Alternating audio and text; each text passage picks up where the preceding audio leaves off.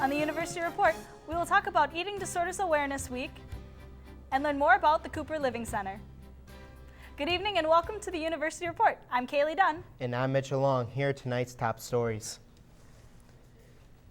February 25th through March 2nd is National Eating Disorders Awareness Week. Eating disorders are serious emotional and physical problems that can have life-threatening consequences for females and males.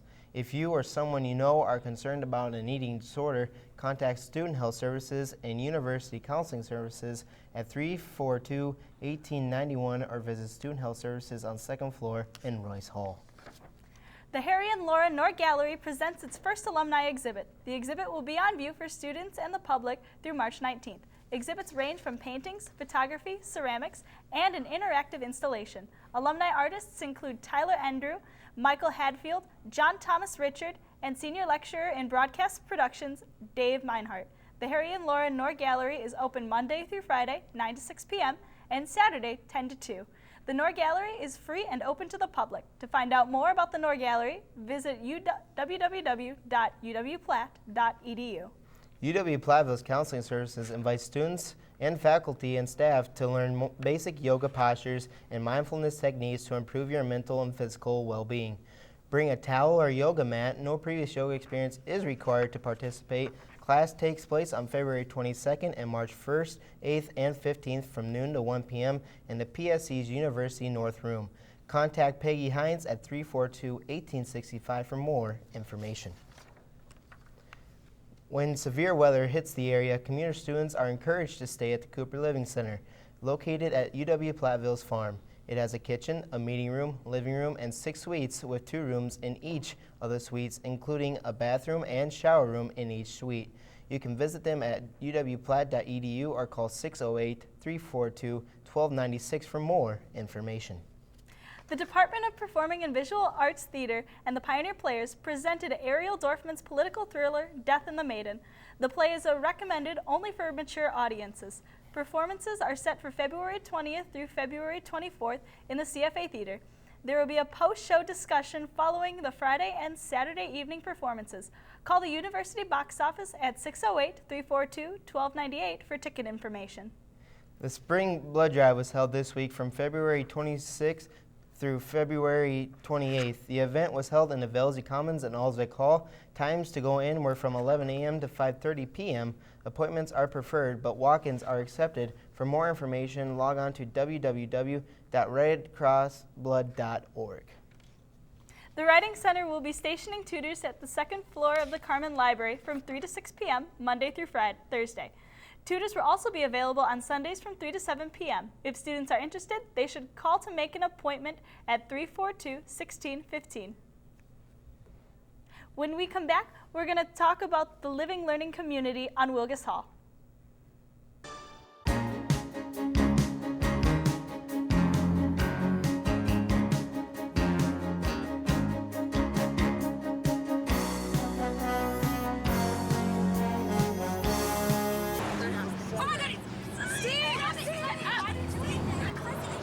Because when the buying stops, the killing can too.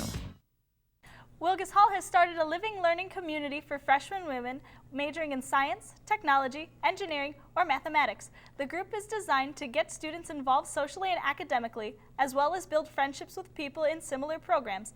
The living learning community will be available to next year in the new dorm, Bridgeway Commons. And for more information, you should contact Robin Gore at 608-342-1845. The Heartland Festival of Wisconsin-Platteville will be back for its 12th season after a summer of renovations. This year's festival will be for 8 weeks. The Heartland Festival will hold community auditions for its 2013 season. Were held on Monday, February 25th in the Center of the Arts on the UW-Platteville's campus.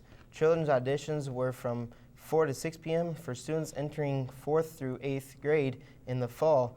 Adult auditions will follow from 6:30 to 10 p.m. Boys will audition from 4 to 5 p.m., with the girls auditioning from 5 to 6 p.m. UW-Platteville freshmen and seniors received an email on Tuesday, February 19th, prompting them to take a national survey of student engagement. The survey specifically is designed for students to provide information about their experiences as an undergraduate student. The UWP is participating to learn more about what students think in doing so to improve the university experience. For questions, contact Dominic Barraclough at 342-1854. Glenview Commons is looking for new office assistants. Office assistants hire new staff, create schedules, and work within their availability. Office assistants should be good at organizing, managing time, using computer programs, and speaking over the phone, and also collaborating with other staff. To apply, please email Lori Wyman at wymanl@uwplatt.edu for an application. Applications are due by 5 p.m. on March 15th.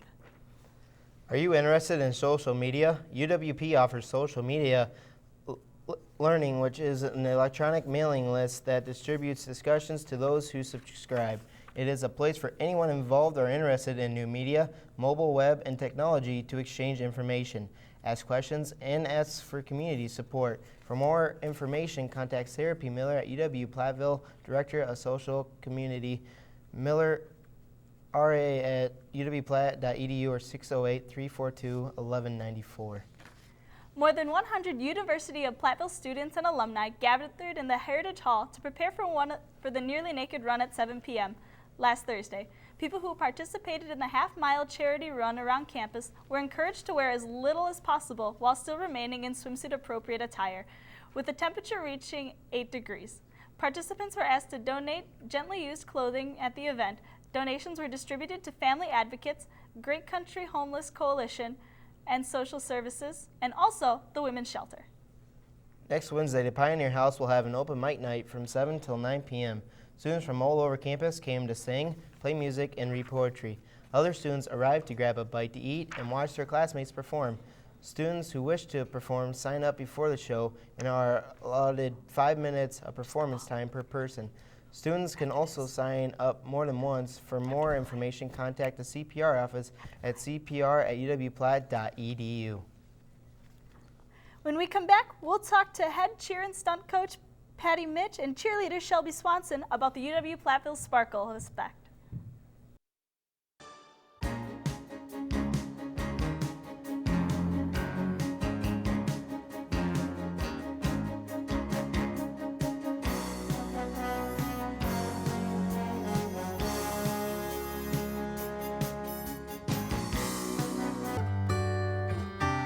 Every pet comes with a unique set of hopes and dreams, and one common wish: a happy, healthy. The world's most powerful weapon, knowledge. Good evening and welcome. My name is Kaylee Dunn, and joining me today in the studio is head coach from the UW-Platteville cheer and stunt team, Patty Mitch, and UW-Platteville cheerleader Shelby Swanson to ask, are you in? And talk a little bit today about the UW-Platteville Sparkle Effect. Thank you for joining me today, ladies. Thank you for inviting us. Now, tell me, what is the UW-Platteville Pioneer Sparkle Squad?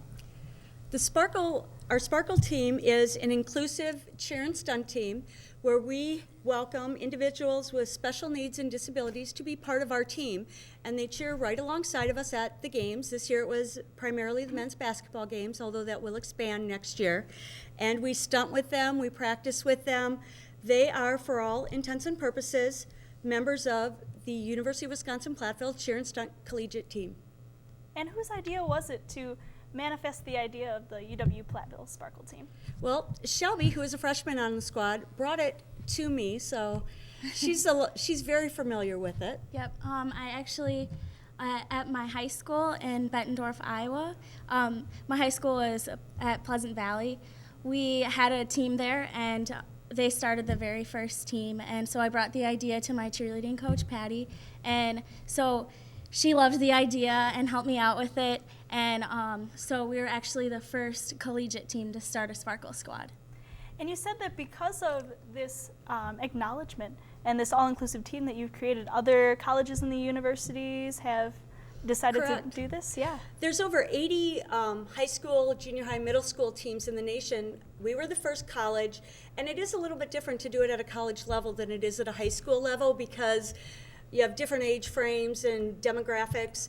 And since we have done ours, Penn State is the second team, and this week a third team at the college level has started also, which is something I was really hoping for, that we would be a catalyst for other programs to start. What does it take to start up a team like this? Well, to be quite honest, the Sparkle Effect, the organization has it so well organized and laid out that it's not difficult. They've got all the materials you could possibly want on their website, and they offer training. There's grant money available, so it's been actually pretty easy. The hardest part for us was getting the word out to the right people and trying to reach the schools and the individuals who might be interested in participating. And when you did reach out, what was the community's reaction here in Platteville? They were absolutely excited. Everyone loved the idea. And I think everyone supports the squad, and you can see in the crowd when the Sparkles come out and cheer, everyone's so excited. And I just think that these students are actually role models to everyone else in the community.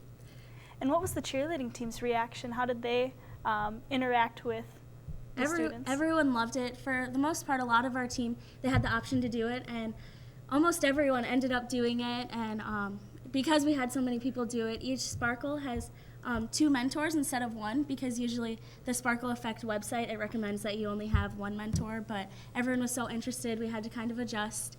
And everyone just loves the program, and the cheerleaders I know have learned a lot from these students. I feel like they've learned more from these students with disabilities than they've actually learned from the cheerleaders. What is it like working with the girls and boys on the team? It's amazing, and every single time I get to practice, I'm so excited. Everyone's excited, and everyone has smiles across their faces, and you can just see that throughout the season, everyone's confidence grew. Like in the beginning, everyone's kind of timid and shy, and at the end, everyone's just glowing and so excited to be there. I got a message from one of the moms that her son, he's 18 years old, he has Down syndrome. Last Sunday, he said, do we have practice today? And he was already in his uniform and everything ready to go. But unfortunately, this season is done with the exception of our banquet. But it's one of the things I have really noticed about the community is people come up to me in a store on the street and they'll comment to me about the program. And the one thing that I think is so amazing is it's opening other people's eyes who are not directly involved as to what individuals with disabilities or learning challenges are capable of. Because one of the people said to me, I never thought somebody in a wheelchair could do that. And it's a lesson that just because someone might have a limitation, it doesn't mean they're limited. Mm-hmm. What were some of the challenges of getting the team started and to get the ball rolling? Well, at the university level, we obviously had to go through some risk management things and accommodations because you have the wheelchairs. We couldn't use the regular practice rooms, and our ages were underneath what they allow in our typical practice room. So finding a facility to practice, finding times where the students were available as well as the families and getting that. But I would say that's probably been the biggest challenge. Awesome. And what does it mean to be a Sparkle? To be a Sparkle means to be a part of something, to be included in something. These young men and women are, for probably the first time in their life, member of a team. And it's not just a special needs team. They are a member of a traditional team, just like every other kid wants to be. They want to be a part of something. And with this program, they are alongside their peers, which is something I think everybody needs to feel included. They need to feel like they belong.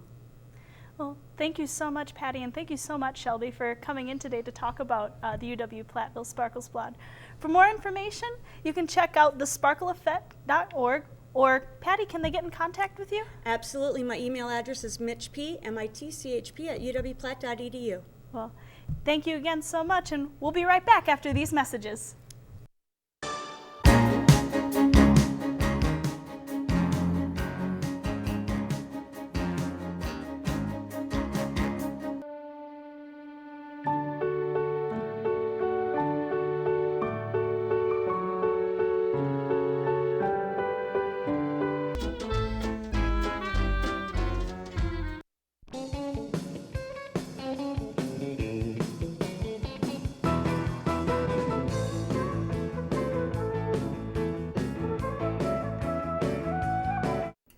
Hi, I'm Erin Penzensadler, and welcome to the Entertainment Minute.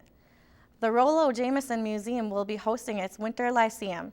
During this time, many lectures and exhibits will be showcased. The first event, entitled Badger Huts and Other Early Housing in the Lead Mine District, will be presented by historian Tracy Lee Roberts. The event takes place on Sunday, March 3rd at 7 p.m. at the Rollo Jameson Museum. Admission is free and refreshments will be provided.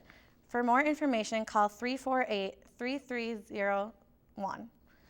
Help the Commission on Aging fund this year's senior picnic by participating in the Euchre Benefit Tournament. You must sign up by Saturday, March 2nd at the Platteville Senior Center. The event takes place on Sunday, March 3rd at Platteville's Elks Lodge. Check-in begins at 12:30 p.m. Gameplay starts at 1:30 p.m. Cost is $6 to participate. For questions, call 348-9934. Don't forget to bring your quarters. And here's what's playing in our local cinemas this week.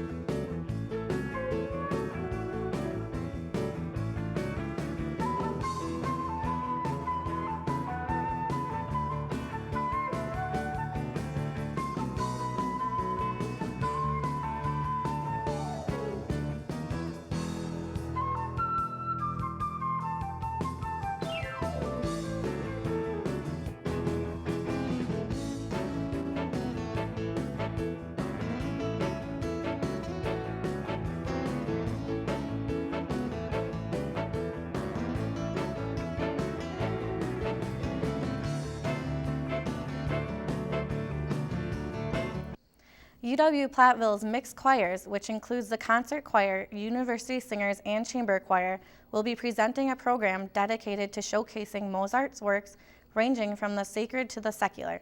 The event, which is free and open to the public, will take place on Sunday, March 3rd at the Center for the Arts in the Richard and Helen Broadbeck Concert Hall at 3 p.m.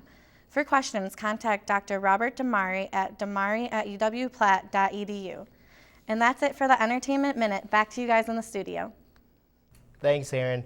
Now let's take a look at this week's forecast. Friday afternoon, we got mostly cloudy skies with a high of 28 degrees and wind will be north-northeast to 10 to 20 miles an hour. And then going into Friday evening, we'll have some snow moving into the area once again with a low of 15 degrees and wind still 10 to 20 miles an hour.